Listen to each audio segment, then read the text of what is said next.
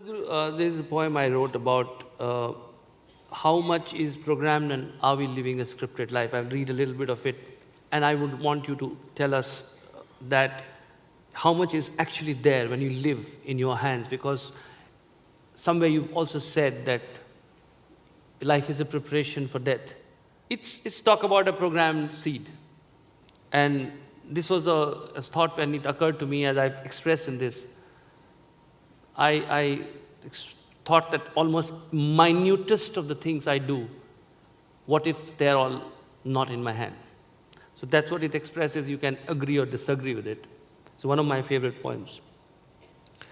बीज में सब कुछ लिखा है, बीज में सब कुछ लिखा है, एक पुड़िया में मेरा अस्तित्व सारा है समाया, एक पुड़िया में मेरा अस्तित्व सारा है समाया, मेरे कंकर में छुपी है पर्वतों सी मेरी काया, बीज में सब कुछ लिखा है। क्या समूचा वृक्ष कोई योजना है? क्या समूचा वृक्ष कोई योजना है? क्या धड़कते अंकुरों की राह तय है? स्वप्न पर भी है नहीं अधिकार मेरा, स्वप्न पर भी है नहीं अधिकार मेरा, ना पराजय है मेरी ना ही विजय है, बीज में सब कुछ लिखा है।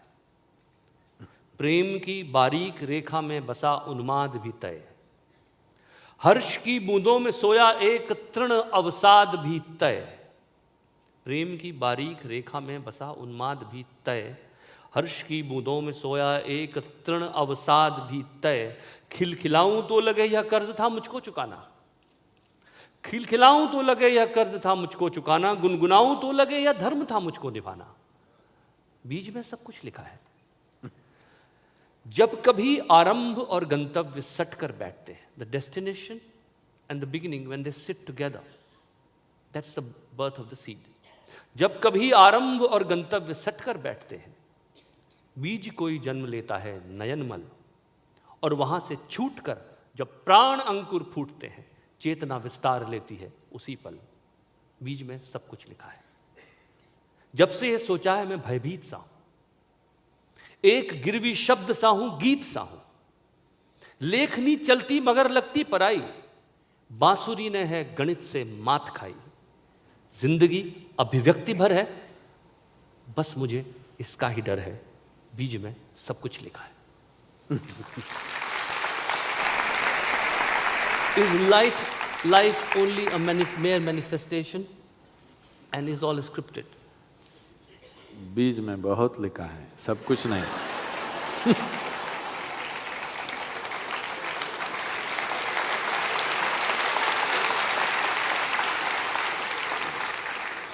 बीज में बहुत बहुत लिखा है, सब कुछ नहीं।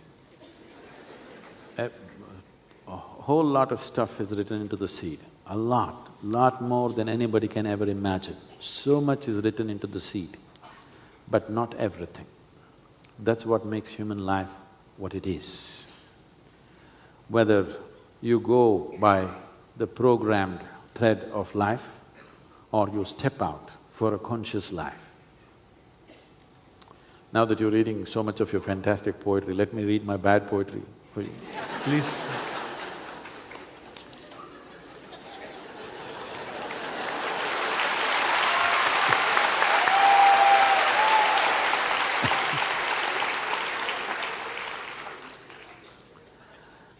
It's titled as Devdasi. Mortal nature of this coil is earth's gift, but only soil. Hosts and breeds like an anthill, prances and dances as if of its own will. If life's mill has kneaded you well, will know a destiny beyond death's will. One who escapes death's cold chill will succumb to the ultimate thrill, to be enclosed in a timeless still. This, the spiritual whore calls the divine will.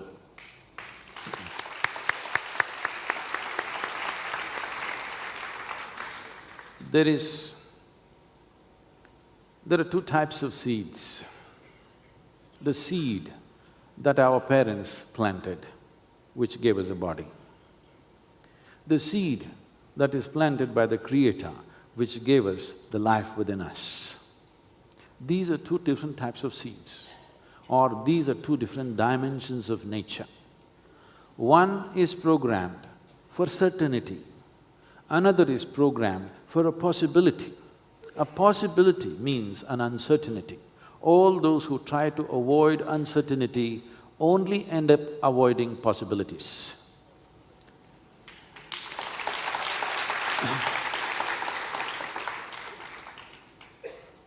The seed of physicality, the seed of physical nature, which has been transmitted by our parentage, has a certain set of rules and compulsions of its own. This nature is only trying to survive. The nature of physical body is it wants to survive. Survival includes procreation. It is always trying to avoid anything else, anything that threatens its survival, always avoiding. But the seed that was planted by the Creator within us, the seed that is planted by the source of creation within us, is not a seed, it is itself. Our parents gave us just a seed and gave us this body. But the source of creation did not give us a seed in that sense, it gave itself, because all the possibilities that the source of creation holds is kind of encapsulated in this one. Whether that possibility is realized in an individual life or not is a questionable thing, but the possibility is there. Those who get identified with the physical self of who they are will always try to avoid all possibilities or will always try to avoid uncertainty, because uncertainty is something that the body doesn't like. Body wants certainty, always trying to create certainty. This happens in so many ways. The first step of how a human being is trying to create certainty in a social structure is, the first step is family, a biological bond, so that there is a sense of certainty. If this body just stands free from everybody, it feels very insecure. This is not the act of your mind, this is the nature of your body. To protect this body, to preserve this body, you have evolved a certain defensive process called the mind. So if you're identified with the body, everything is always about creating certainty. Starts from family, financial security, friends, clubs, societies, communities, nations, all these are different manifestations of trying to create a certain certainty to our life, so that this physical body feels a certain assurance that it is not under threat. Because once you have taken on a physical form, it is constantly under threat. In this vast cosmos, this tiny little unit is constantly under threat. If you just look up at the sky, it's terrifying. So you have to find explanations how gods are working from up there, and God sends the rain, God sends the lightning. All these things are just to create certainty.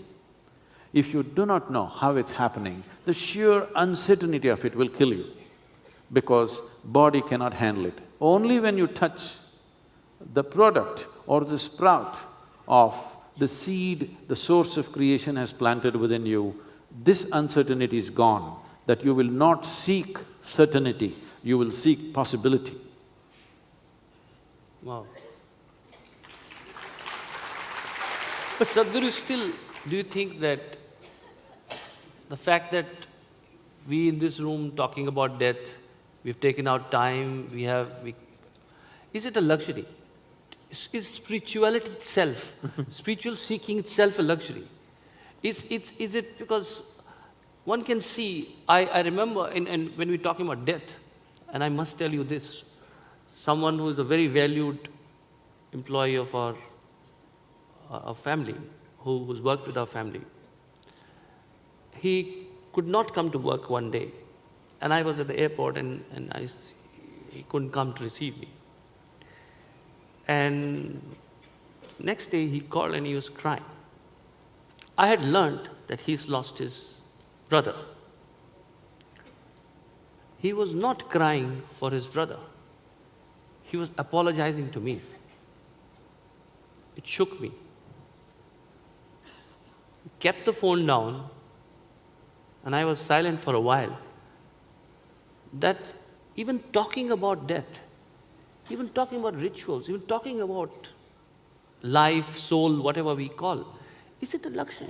Is the fact we have Sadhguru and we go to ashram and we talk about this and you come here in this room, is it all luxury, or the people who are actually in the thick of it? It's like being in a river. If you're fighting with the waves in the river, you're not the one who's standing there with a saksha bhav and looking at a river and admiring the beauty of the river. For you, it is not a river. For you, it's like a flow with which I'm fighting. And you don't even understand the meaning of the river and the beauty of the river and the grandeur of it. So is it a luxury?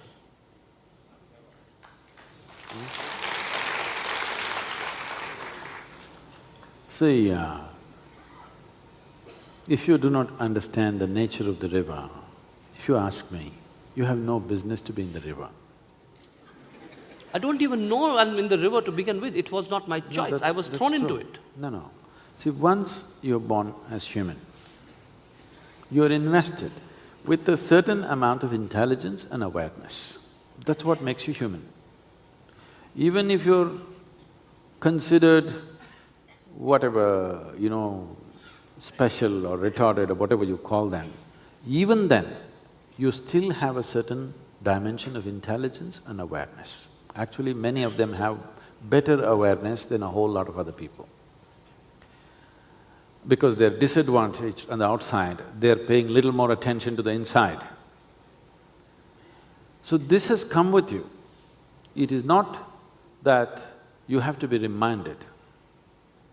The only reason why a whole lot of humanity does not look at this, either life has to hit them strong, or as you said, maybe it's a luxury, people have nothing to do, so they've come here to know what about death?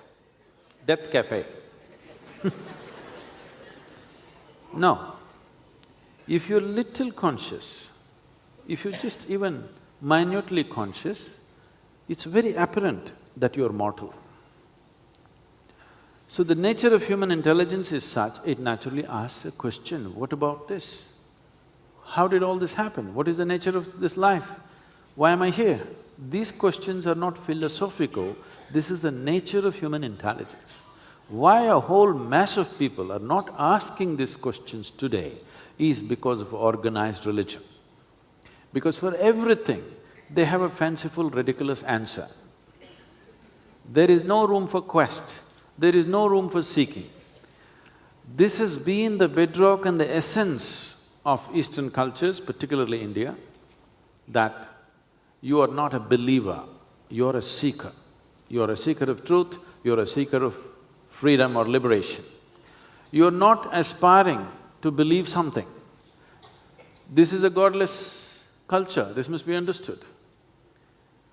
When I say godless culture, we understood that if a human being functions beyond the normal limitations that you see in a whole lot of people around you, then we called him, oh, he's godlike. The word God has a different connotation, there is one sitting up there. That never was the case in this part of the world. We call them devas, and there were hundreds and thousands of devas. Anybody who functions, suppose you use the language in a certain way, I'm sure all these people know those words. It is there in the dictionary, I'm sure. But at a certain skill, you use the language, now they will say, oh, he is a poetry god. We are not thinking you're sitting up there and writing poetry. We're just saying you have risen beyond the normal limitations that exist in the society. It can be poetry, it can be sport, it can be art, it can be music, it can be just work. It doesn't matter what. Kubera is a god, just a rich man, because he knows how to make business and money. We have many now. Nothing wrong with that. It's glad, we need many more. We definitely need many more in the country. Now, anybody who rises beyond a normal level of competence, he's called a deva. So our idea of God is an enhanced human being. Our idea of God is not somebody sitting, one Superman sitting up there and doing everything. This is essentially an imported idea. So, When you come to the spiritual process, is it a luxury or is it a basic necessity? If you wish to live your life, if you think life is a struggle, because it's a struggle, because you're uninformed about the nature of life. Anything will be a struggle if you're uninformed about it, isn't it so? If you sit in your car and you don't know how to drive, it started moving.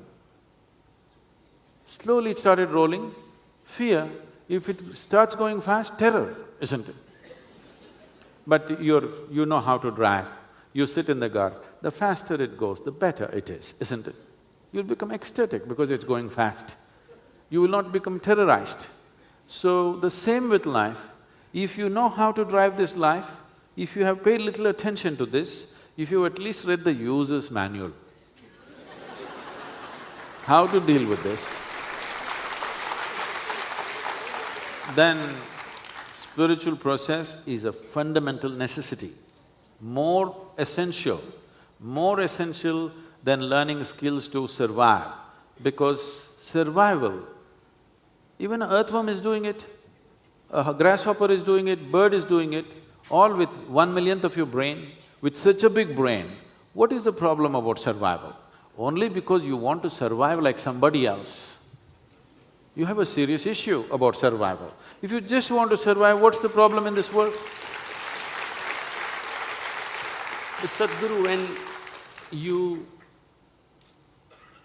realize the truth, you start seeing meaning of life, whichever way. I'm not putting a hierarchy to it. There's certain… and a lot of people have actually talked to me about this, and some people actually wrote emails to me that, what does one do when one encounters or feels that what he's doing every day is meaningless.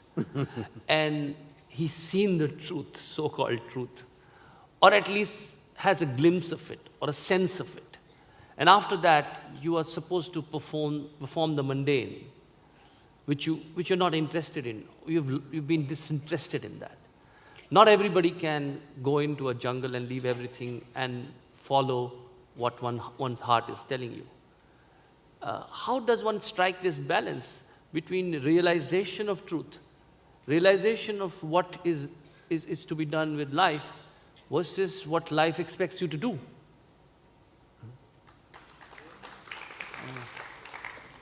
Let me correct that question a bit. You said, leave everything and go to the jungle. No, you left everything and come to Mumbai. Everything is in the jungle, not in Mumbai. Existentially, in terms of life, jungle is full of life. Mumbai is a very dumbed-down life, because you're so strongly identified. See, people have come together. How many… what's the population? Mumbai? 20 million. 20 million people. 20 million people in such a concentration in one place. They didn't come together because they've fallen in love with each other, they can't live without each other, no. They've come together only for survival. After survival, a few other things may be happening, but essentially in search of survival. This is exactly what I'm saying. Survival has been raised to heaven simply because you are so strongly identified with the physicality. Now, once again, all this looks philosophical. No, it is… all of us have grown up from being a small infant to who we are right now, isn't it? Did anybody drop like this? Did any of you drop as you are? I'm sorry for your mothers.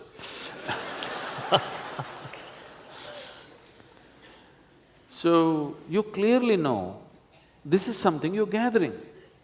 Whether you gather a decent amount or an indecent amount is left to you, but it is gathering for sure. Is it not simple, fundamental for human intelligence to know what I gather, whether it's my clothes or things or body, cannot be me? Is it something that you need some kind of a genius to know this, I'm asking? Just basic intelligence is able to know this. but you deny yourself that and try to live, well, if you live so foolishly, how can you avoid suffering? Suffering is not a consequence of the situations of life. Suffering is a consequence of ignorance.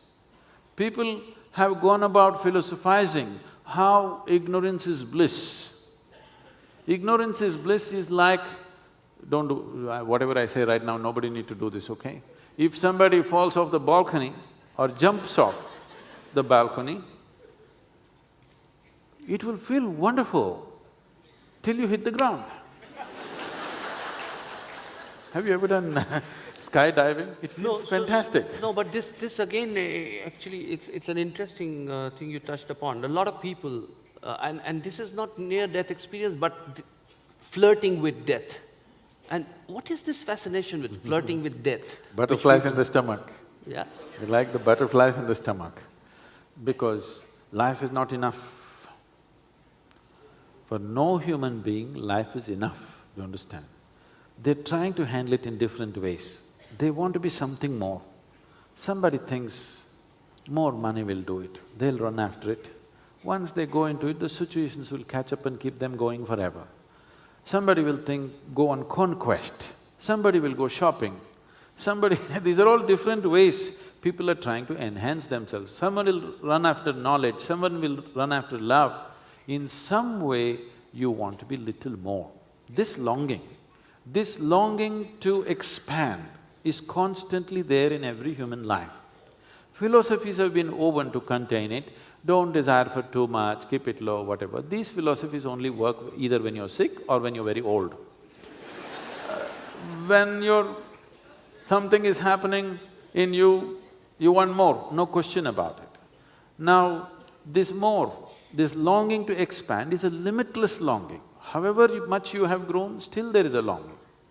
If this longing finds a fundamental physical expression, we call this sexuality.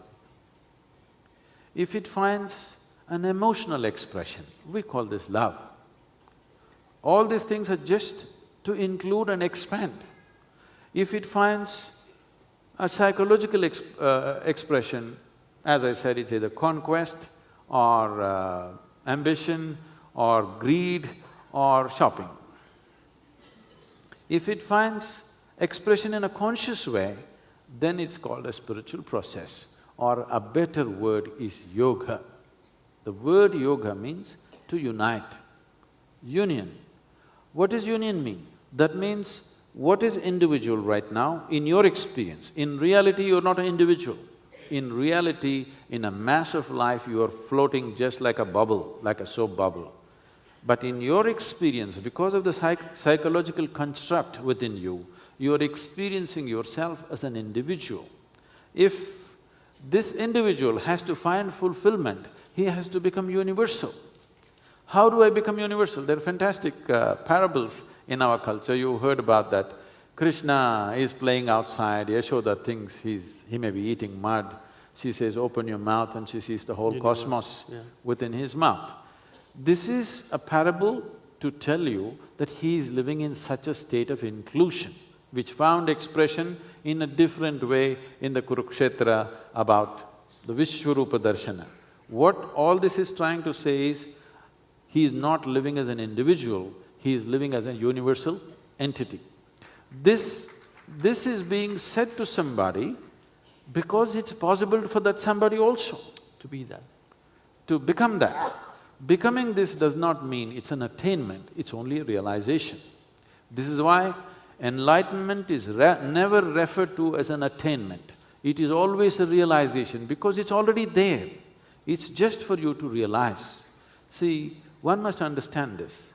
We are not changing the framework of reality, we are just realizing what is the reality. So realization is the thing. It is not an attainment, it is not an accomplishment, it is not like you went and sat on top of a mountain.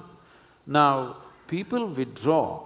Let's say I'm sure most of you go on a vacation, you're fed up with what's happening in Mumbai. When you go for a vacation, you generally want to go to a quieter place, edge of a jungle. But there must be a resort. Because your body has become like this, you cannot live in the jungle. Believe me, most of you, if I make you live in the jungle for 5 days, you're finished. You won't be able to take it. I've had this experience of, for weeks on end, I'm by myself, eating off the jungle and living off the forest.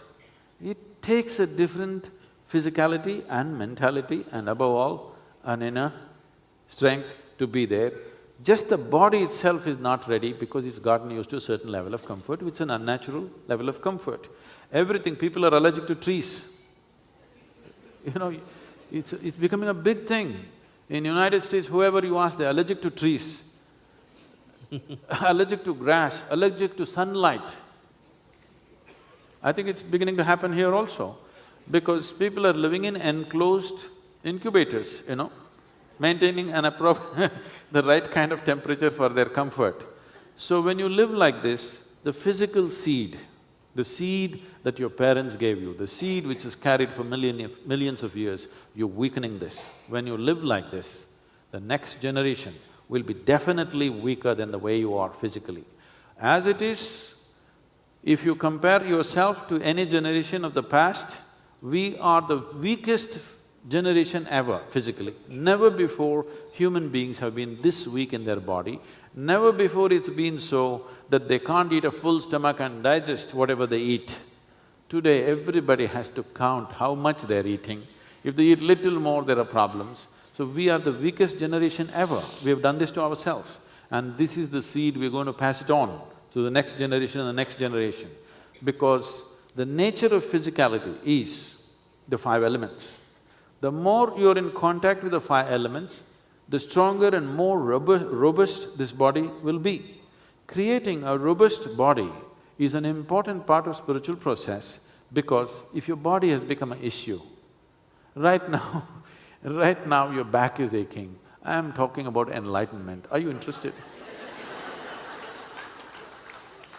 Even if God appears, you'll say, my backache should go. Just look at all the prayers. 99% of the prayers on this planet are, give me this, give me that, save me, protect me, isn't it?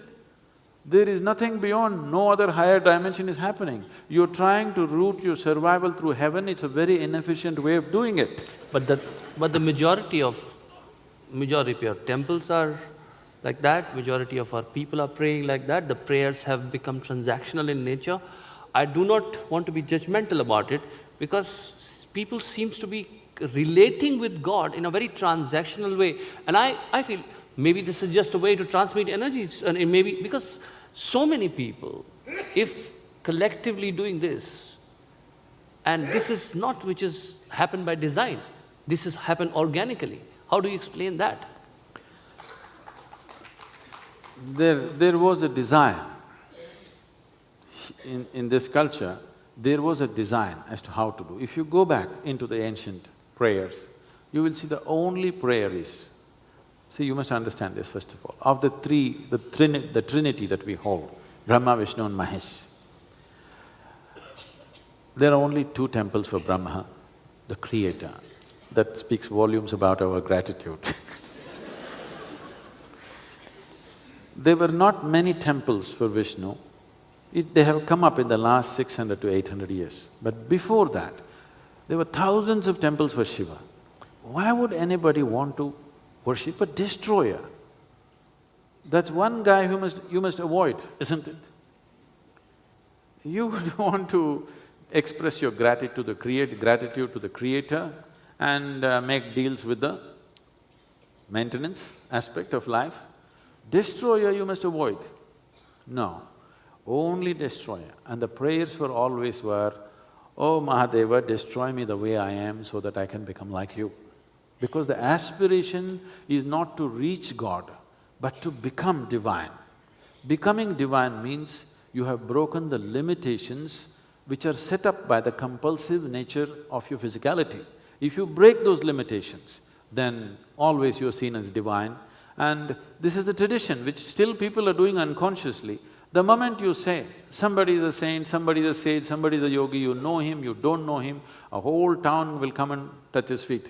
Because the moment you say that he's broken some limitation of his physical nature, immediately people think he's worth bowing down to, worshipping, whatever. And above all, there is something to receive from that. So essentially, the whole culture was designed to be spiritually oriented. Spiritually oriented need not necessarily mean going into the jungle or whatever. It simply means that you are living a full-fledged life. See, your physicality will not go away, it's here. It will not go. It is just that the compulsions of physical nature are gone and you are exploring the other dimensions of who you are. What I would like to say is, anyway we are here, and it is also a fact, anyway we will die. Is that okay? It's not my wish, I'll bless you with a long life, but even with blessing you will die. Yes, maybe others have told you, if I bless you, you will not die. I'm telling you, even if I bless you, you will live well and die, but you will die. Now, before you fall dead, is it not important?